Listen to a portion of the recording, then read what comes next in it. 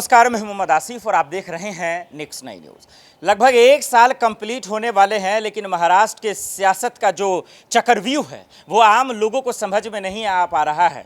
उसकी सबसे बड़ी वजह यह है कि कभी 5 मंत्री आकर नाराज़गी की खबर बताते हैं, तो कभी 22 गुट के विधायक जो हैं वो एकनाथ शिंदे पर हमलावर होते हैं। दर्शकों, आपको तो पता ही होगा कि उद्धव ठाकरे एकनाथ शिंदे एक साथ मिलकर सरकार चला रहे थे, लेकिन उनको ये पता नहीं था कि अपने ही अपने को धोखा दे देंगे, और यही महाराष्ट्र की सियासत में होता नजर आया। लेकिन अब 2 सवाल इन सब के बीच में है। एक, 22 विधायक क्या वाकई में नाराज हैं, जैसा कि शरद पवार, उद्धव ठाकरे, आदित्य ठाकरे और संजय राउत कहते नजर आ रहे हैं। संजय राउत तो आज दरअसल गद्दार जैसे शब्दों का भी इस्तेमाल कर दिया, जिसका मतलब हम आपको आखिर में समझाएंगे।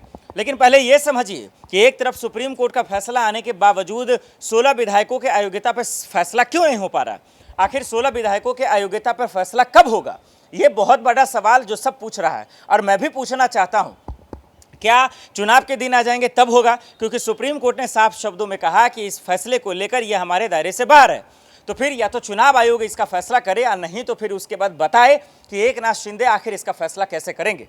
दूसरा जो सबसे बड़ा सवाल दर्शकों, कि मंत्रिमंडल के यानी कैबिनेट के विस्तार से पहले ये खबरें आ रही हैं कि एकनाथ शिंदे गुट के 22 विधायक नाराज हैं, उनके कामकाज से नाराज हैं, उनके रणनीति से नाराज हैं, और इसीलिए वो फिर से उद्धव ठाकरे के साथ वापसी करना चाहते हैं। लेकिन ये दावा की पुष्टि हम नहीं कर रहे हैं, ये दावा करने वाले कोई और नहीं, शरद पवार, उद्धव ठाकरे और संजय राउत और आदित्य ठाकरे जैसे लोग हैं। अब इसकी एक वजह यह भी हो सकती है क्योंकि ये लोग बार बार कहते रहे हैं कि महाराष्ट्र की सरकार जल्द ही गिरने वाली है।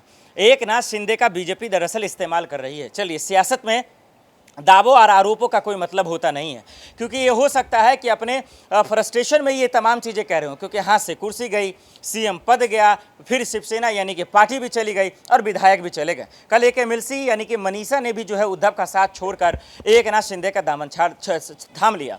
अब ऐसे में जो सबसे बड़ा सवाल हम और आप समझना चाह रहे हैं वो ये कि 16 विधायक या 22 विधायक एकनाथ शिंदे का खेल बिगाड़ेंगे या खेल बना देंगे, या फिर देवेंद्र फडणवीस और बीजेपी यानी अमित शाह जी कुछ दिन पहले मुलाकात किए थे, क्या ये लोग मिलकर इस मसले का हल निकाल लेंगे? ये सब जानना चाहते हैं।